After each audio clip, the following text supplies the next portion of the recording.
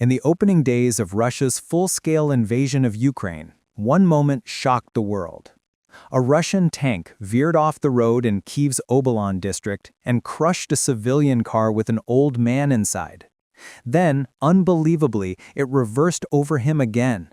And yet, the man survived.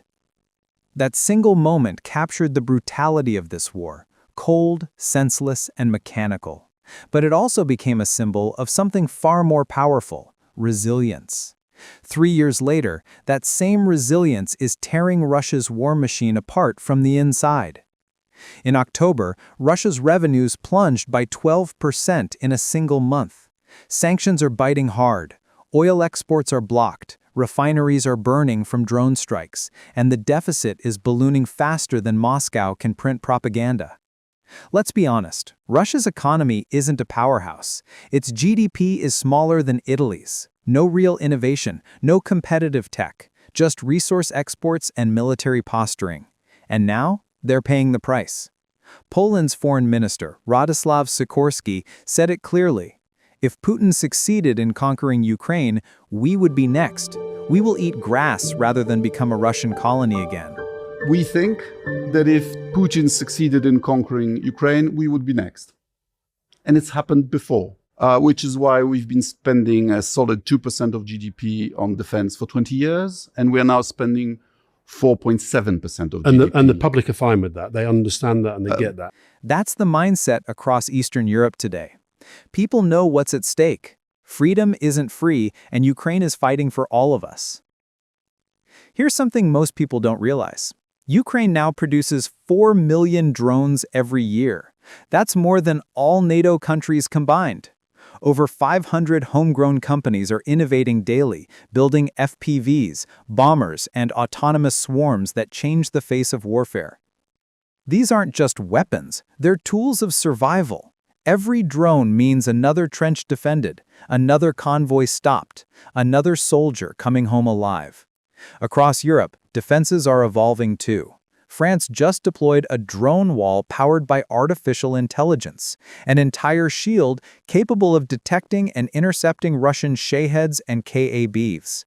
Even a Ukrainian Mi-8 helicopter armed with a minigun has been filmed shooting down a Geran 2 drone mid-flight.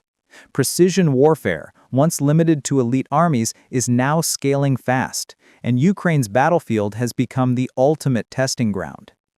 In the south, near Pokrovsk, the fog hangs thick over the wreckage of another Russian convoy. Burned-out trucks, stripped-down jeeps, motorcycles, it looks like a Mad Max graveyard. The Russians thought the mist would hide them. It didn't. Ukrainian spotters saw everything. Artillery and drones locked in, turning that fog into a kill zone. Moments later, nothing but silence.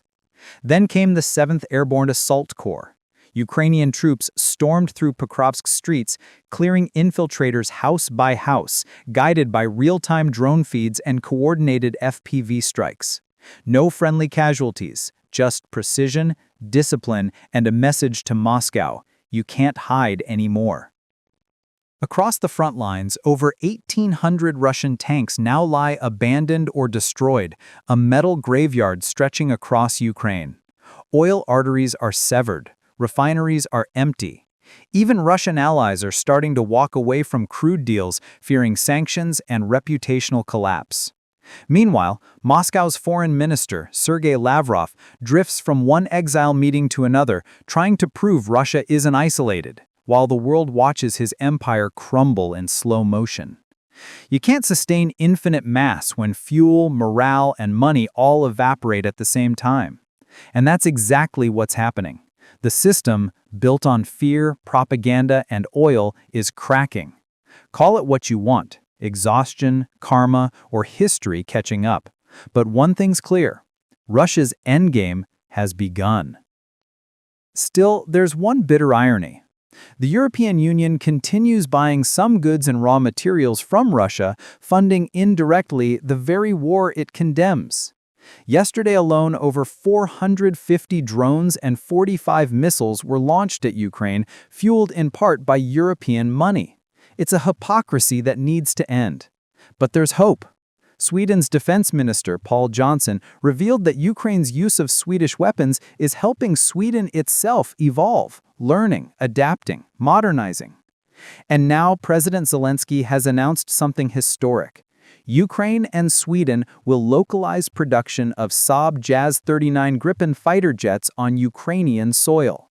By 2033, Ukraine won't just be fighting for survival, it'll be building its own air power from the ground up. From the crushed car in Kyiv to a nation producing millions of drones, Ukraine's journey is a story of defiance. Sanctions are working, allies are uniting, technology is transforming, and the empire that once crushed an old man's car is now being crushed under its own weight. This isn't the end of the war, but it might just be the beginning of Russia's end. If you believe Ukraine's fight matters, hit the like button, share this video, and don't forget to subscribe, because history is happening right now and the world needs to see it.